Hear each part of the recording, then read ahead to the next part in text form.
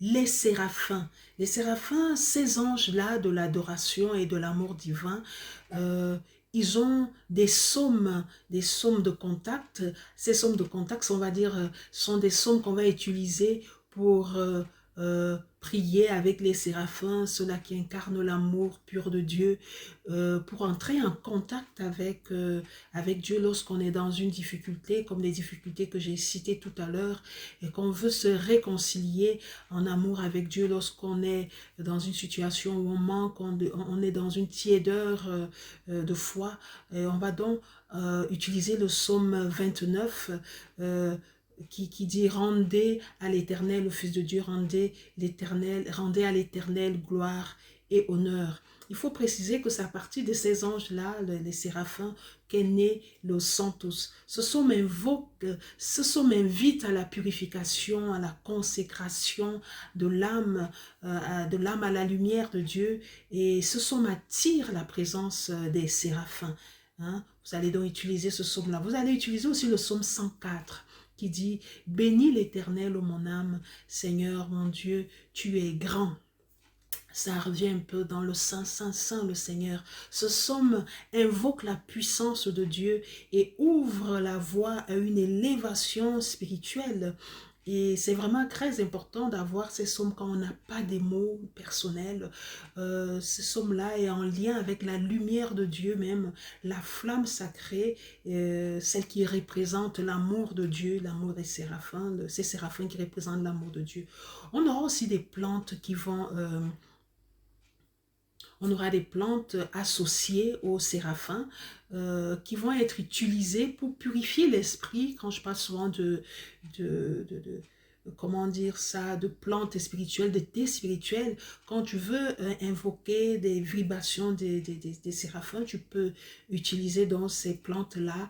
Ça va être le sègre, connu pour sa capacité à purifier l'air et l'esprit.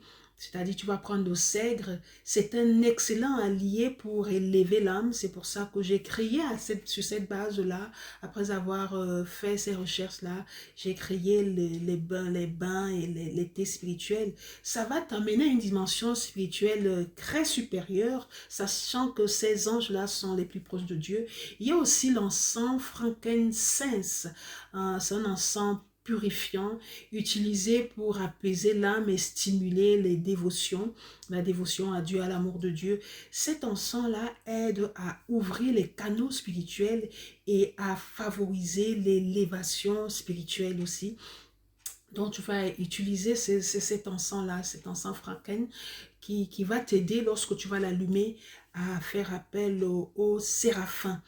Il y a aussi des couleurs lorsque tu vas invoquer les séraphins. Si tu veux vraiment être en connexion complète, tu vas utiliser certaines couleurs qui sont associées aux séraphins. Ces couleurs-là sont symboliques. C'est pas obligé de les avoir, mais il faut savoir que pour invoquer les séraphins, tu vas avoir du rouge doré. Le rouge doré représente le feu sacré. Le rouge doré représente même souvent, le rouge représente l'amour et l'amour pur de Dieu. Et c'est des couleurs qu'on va donc utiliser symboliquement comme ça pour invoquer l'amour de Dieu, la purification, l'élévation de l'âme.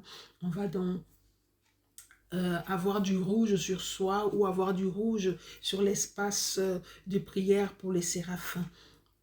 Le feu sacré chez les séraphins, cette flamme-là, ce feu qu'on va imaginer, cette flamme symbolise la purification, la transformation. Le feu déjà symbolise la transformation, ça symbolise l'illumination, j'y arrive, l'illumination spirituelle dont on aura besoin du feu aussi lorsqu'on va faire appel aux archanges.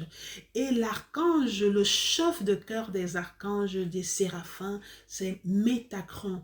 Il est souvent perçu comme un guide spirituel des âmes vers la lumière de Dieu. C'est vraiment le chef de cette légion de cœur des archanges.